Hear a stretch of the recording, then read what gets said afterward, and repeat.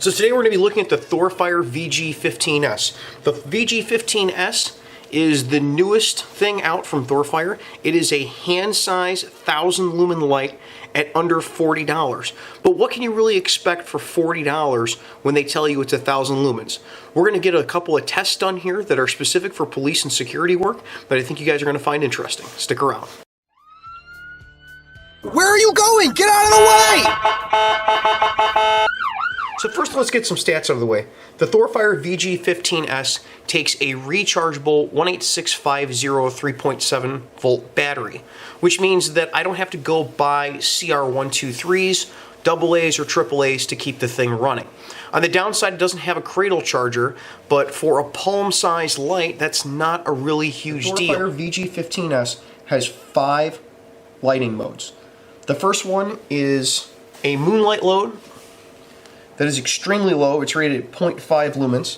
Then if you tap one up from moonlight mode, you get low right at 50 lumens, then medium at 200 lumens,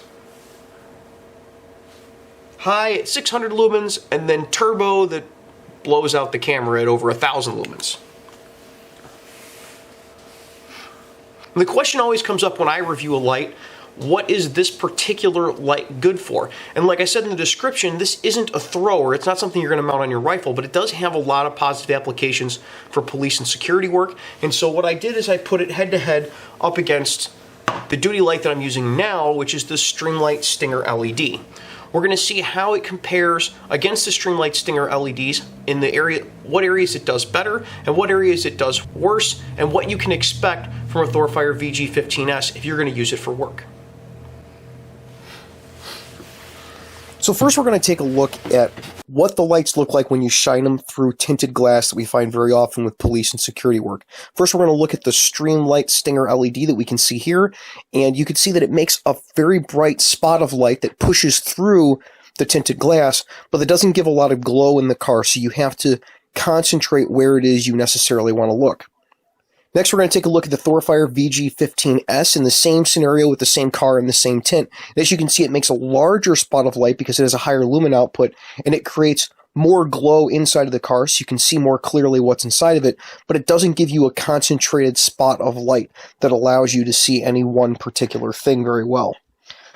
Next, we're going to take a look at the lights in an alley so we can see a little bit of distance down a couple of houses in the standard residential alley.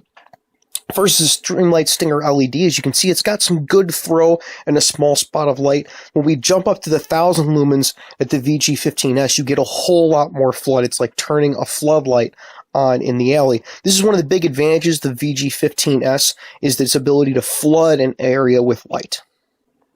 Next, we're looking at what happens when we have to spot out an address on a house from the street, another common issue with police and security work. Here we see the Streamlight Stinger LED. It does this very, very easily. And also the VG-15s, it also does it very well. But again, you can see the flood effect. Now at distance here, we're looking at 100 yards from a street to a commercial building, and the Streamlight Stinger LED, you can see, really throws and is able to spot the side of the building so you'd easily see people at it. When we put it up against the ThorFire VG-15s, we get that flood effect again, where we're flooding the area directly around us with light, but we're not getting that throw to see at distance. Here we're looking at another common situation that we have in police and security work when we go inside of houses or apartments that don't have a lot of lights or don't have lights at all in particular rooms. What we end up doing is shining our light at the ceiling and bouncing it off of the standard white ceiling to try to light up the room. With the Streamlight Stinger LED, we get a good flood effect into the room that allows us to see basically where people are and what things are in the room so that we're not tripping over stuff and getting surprised by people.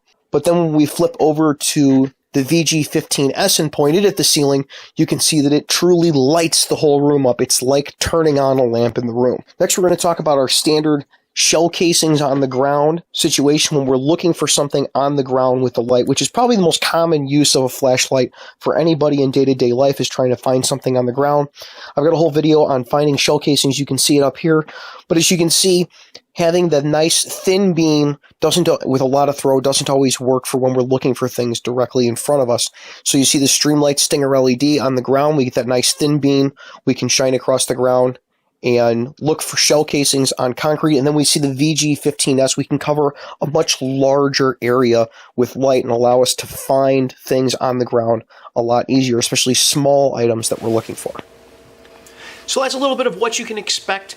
If you're expecting to put this on a rifle and have enough throw to be able to identify targets at 200 yards because it's rated 1,000 lumens, then you're going to be disappointed. But if you're going to use it for day-to-day police work or day-to-day security work, I think it could work quite well, especially in its price bracket. There's a lot of more capable lights out there for 6 and 7 times the price, but if you're strapped for cash, this isn't a particularly bad option, especially given that it's rechargeable. It can be used day in, day out without costing a whole bunch of money the way a lot of cheap options that require you to use replaceable batteries do. There's a special coupon code down below, and it's also up on my Instagram, which you should be following me on, so you can keep track of all the new stuff and coupon codes and things that are coming out and everything going on related to the channel.